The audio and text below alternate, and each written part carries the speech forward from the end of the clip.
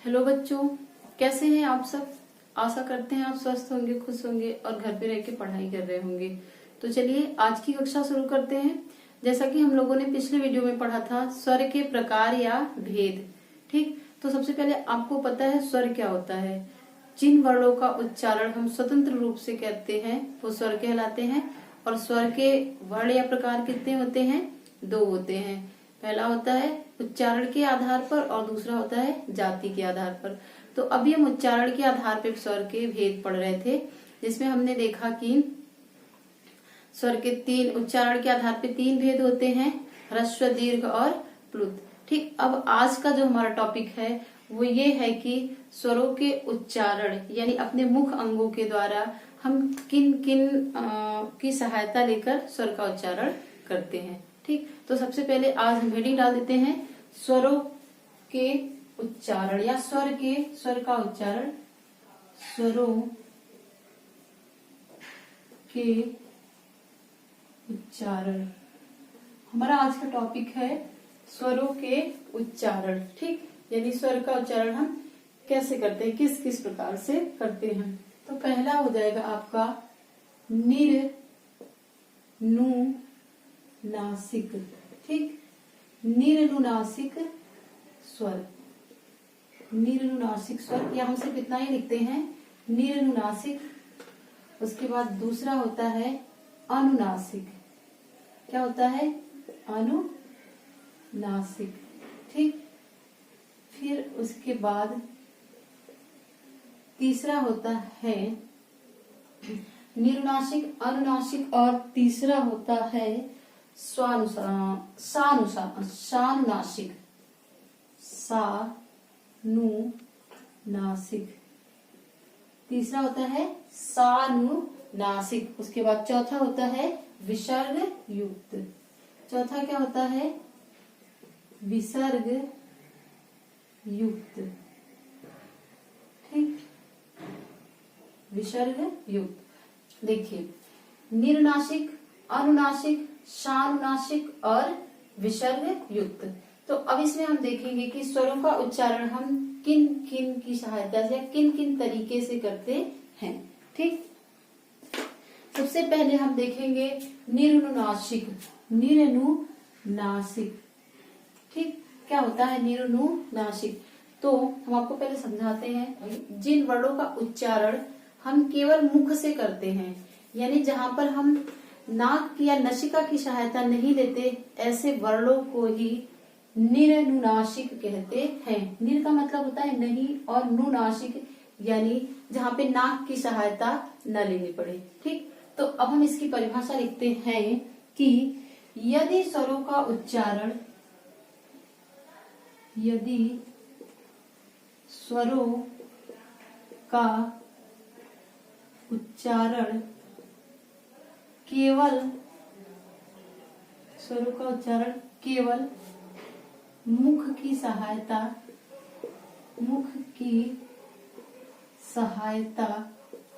से किया जाए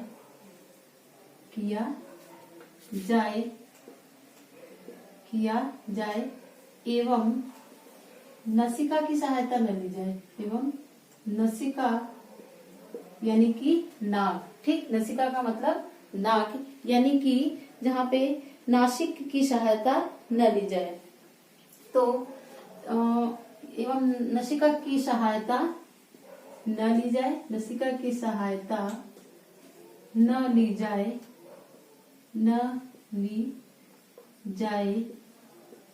तो ऐसे स्वर निरनुनासिक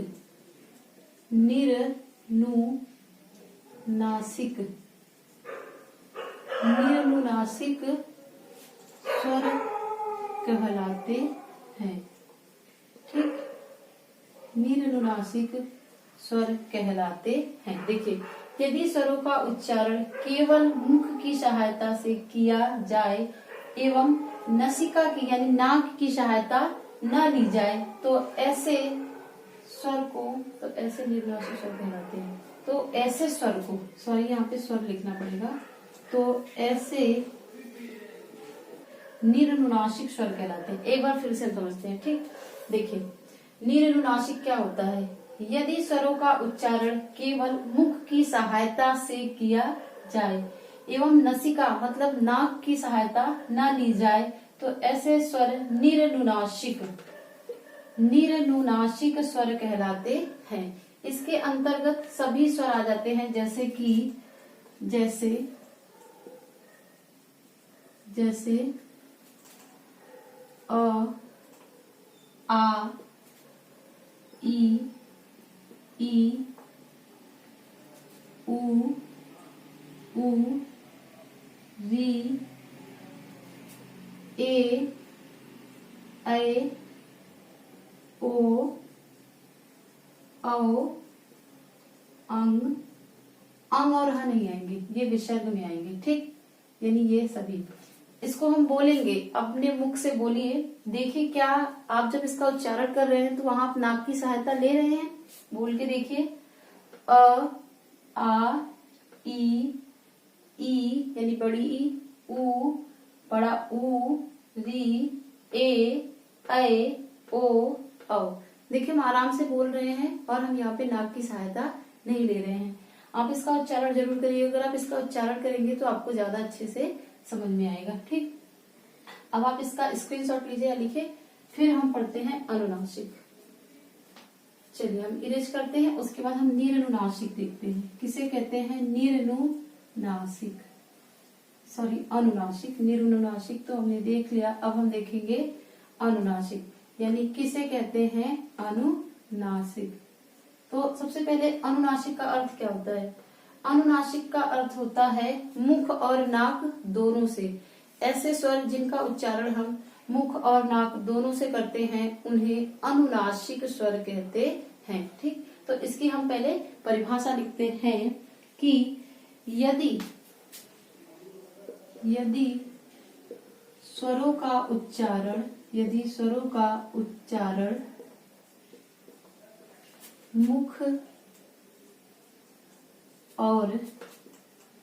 मुख और नसिका या फिर नसिका को नाक ही कहते हैं, ठीक। यदि स्वरों का उच्चारण मुख और नसिका के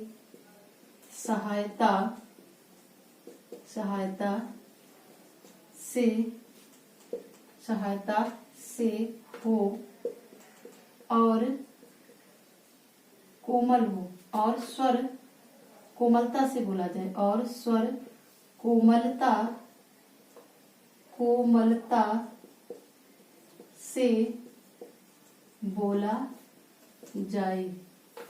कोमलता से बोला जाए तो ऐसे स्वर अनुनासिक कहलाते हैं। तो ऐसे स्वर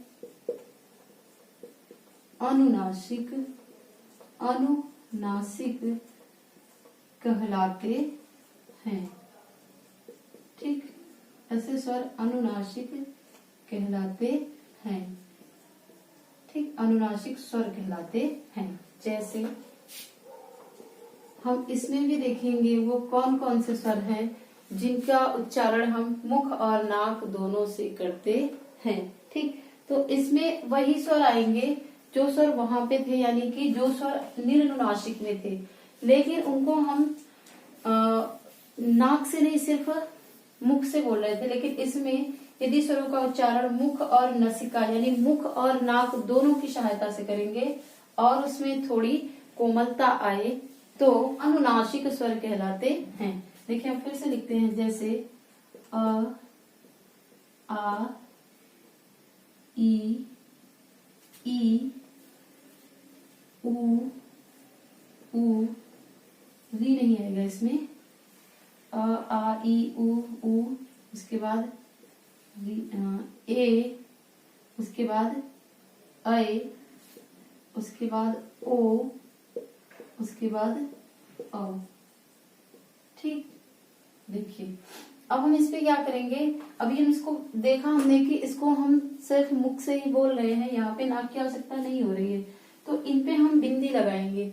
आपने कभी कभी देखा होगा कि स्वरों के साथ बिंदी लगी होती है, जिनको हम अनुनासिक कहते हैं, यानी कि चंद्र बिंदु का प्रयोग नहीं होता वहां पे सिर्फ बिंदी का प्रयोग होता है। तो हम जैसे कि यहाँ बिंदी लगा देते हैं यहाँ पे, ठीक,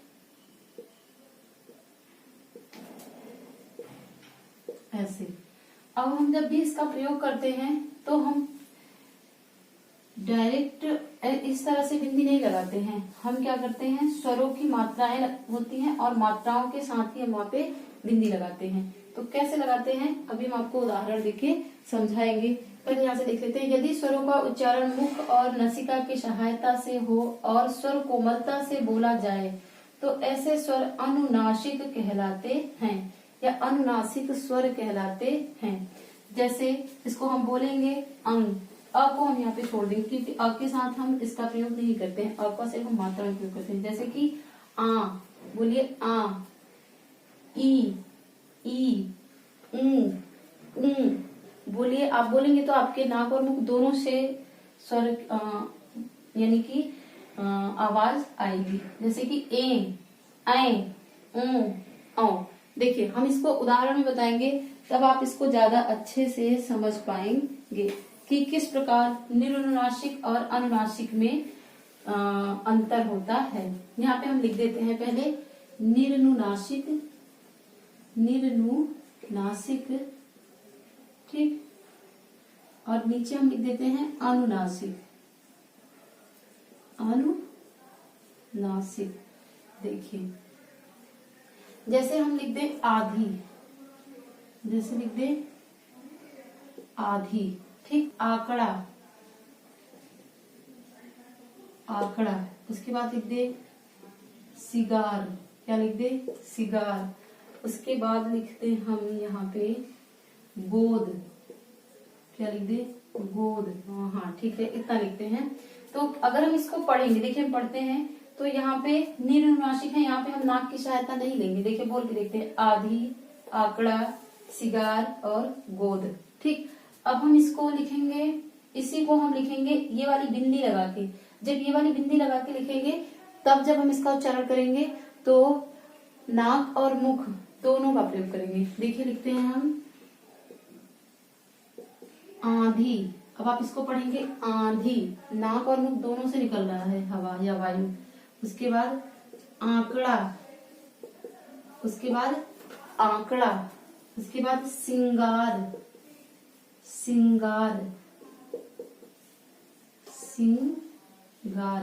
देखिए बोल के देखिए। उसके बाद गोंद, देखिए जब हम बोल रहे हैं गोंद तो निकल रहा है कि नहीं हमारे मुख से और नाक से दोनों से हवा। आधी यानी आधी, आंकड़ा, सिगार और गोद आराम से हम बोल रहे हैं। जब हम बोलेंगे अनुनासिक यानी नाक और मुख दोनों से तो आंधी, आंकड़ा, सिंगार और गोद, ठीक। अब आपको समझ में आ गया होगा कि निरनुनासिक और अनुनासिक में क्या अंतर है। इसको स्क्रीनशॉट लीजिए, फिर हम सानुनासिक बताते हैं आपको। चलिए आपने स्क्रीनशॉट ले लिया होगा, अब हम आगे बढ़ते हैं।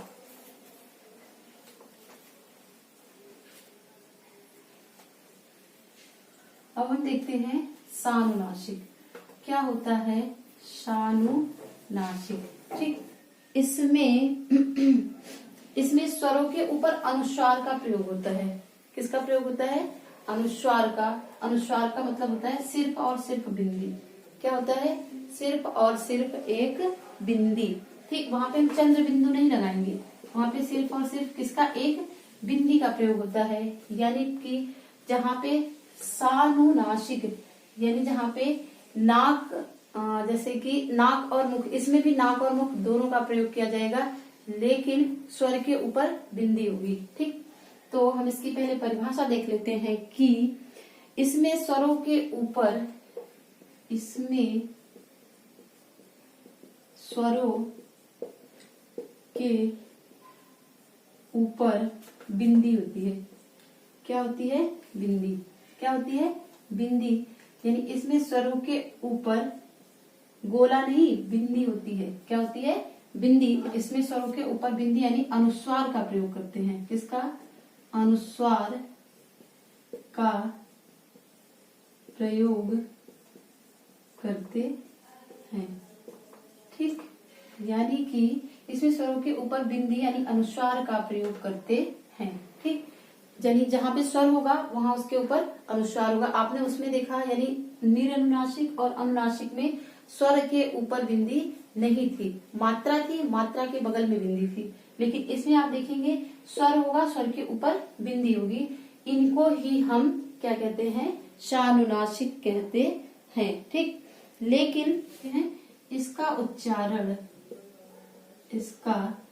उच्चारण नाक से करते हैं या नाक की सहायता से करते हैं, नाक की सहायता से करते हैं। आपने देखा कि उसमें हमने यानी कि अभी जो हम देखे थे जिसमें हम नाक का और मुख दोनों से बोल रहे थे, उसमें हम कोमलता से बोल रहे थे, लेकिन इसका प्रयोग थोड़ी कठोरता से होगी। किससे होगी? कठोरता से। इसका प्रयोग या इसमें थोड़ी कठोरता होगी। इसके प्रयोग में थोड़ी कठोरता होती है, यानी इसका प्रयोग करने में हमें थोड़ी कठिनाई या कठोरता होती है। जैसे अभी हम आपको उदाहरण बताएंगे तब आपको शायद अच्छे से समझ में आ जाएगा। जैसे अंग, जैसे अंगद। ठीक, जैसे अंग, अंगद। उसके बाद हम आपको और बताएं कंगन, कंकड़,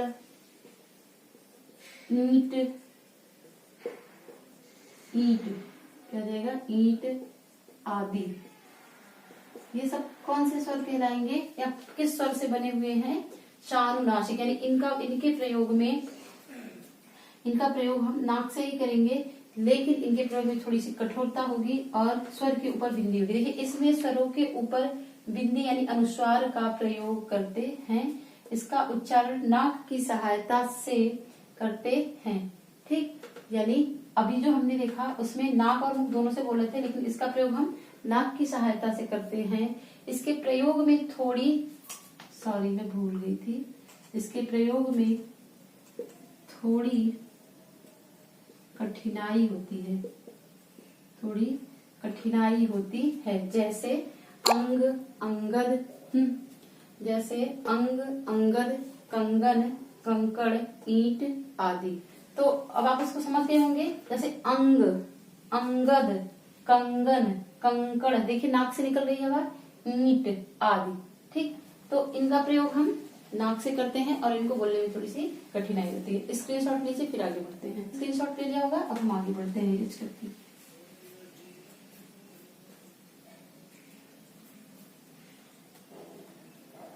अब हम देखेंगे विसर्ग युक्त स्वर, यानी कौन कौन से विसर्ग युक्त स्वर होते हैं या फिर किसको विसर्ग युक्त स्वर कहा जाता है। इनमें या इसमें स्वरों के बाद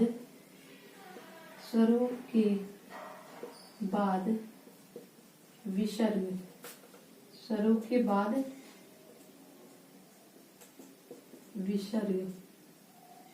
विसर्ग का चिन्ह यही होता है ना, यानी अंग और अहा वाला चिन्ह। ठीक, इसमें स्वरों के बाद विसर्ग का प्रयोग, यानी जहाँ पे स्वर होगा उसके बाद विसर्ग का प्रयोग होता है। ठीक, जहाँ पे भी स्वर होगा उसके बगल में क्या होगा? विसर्ग। ठीक, होता है। इसका उच्चारण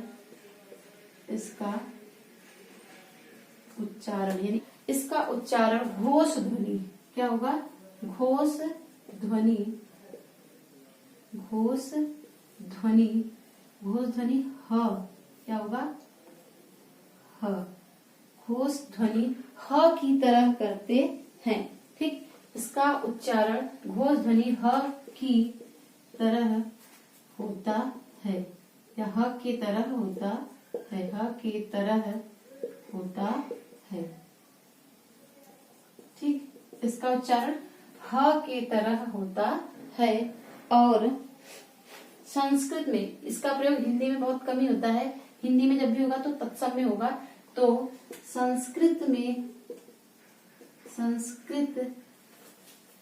में इसका काफी प्रयोग होता है, संस्कृत में इसका होता है। ठीक, संस्कृत में इसका ज्यादातर प्रयोग होता है, हिंदी में इसका बहुत ही कम प्रयोग होता है।